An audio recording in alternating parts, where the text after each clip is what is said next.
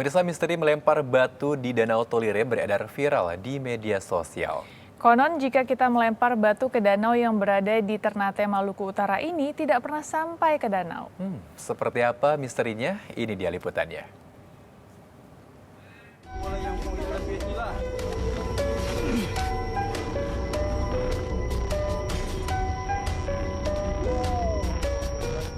Beredar sebuah video yang memperlihatkan seseorang yang disebut sebagai jamaah tablik berhasil melempar batu dan jatuh ke Danau Tolire.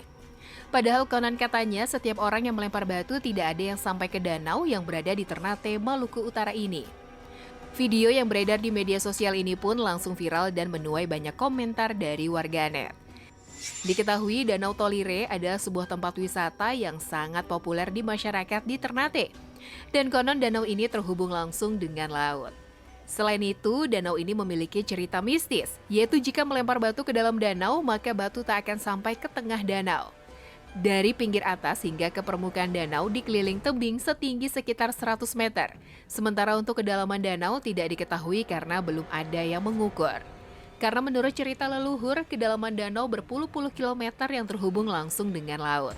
Menurut cerita legenda Danau Tolire ini, awalnya sebuah perkampungan yang hilang tenggelam bersama penduduknya. Peristiwa tenggelamnya itu karena dikutuk Tuhan.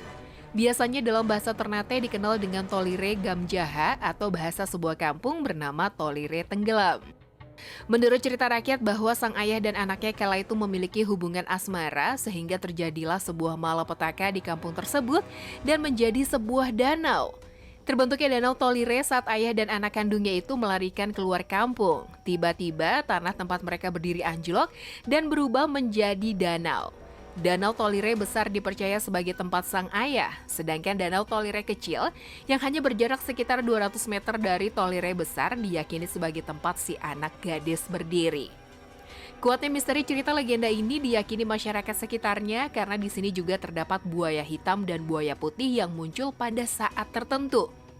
Tak hanya buaya, juga cerita mistis lainnya, yaitu para pengunjung ketika melempar batu ke tengah danau, batunya tidak akan sampai di tengah danau, tetapi batu justru jatuh ke tepi danau karena tak adanya gaya gravitasi. Lempar batu, tetapi ditarik oleh gaya gravitasi, sehingga banyak pengunjung ketahui bahwa batu tidak sampai ke permukaan air.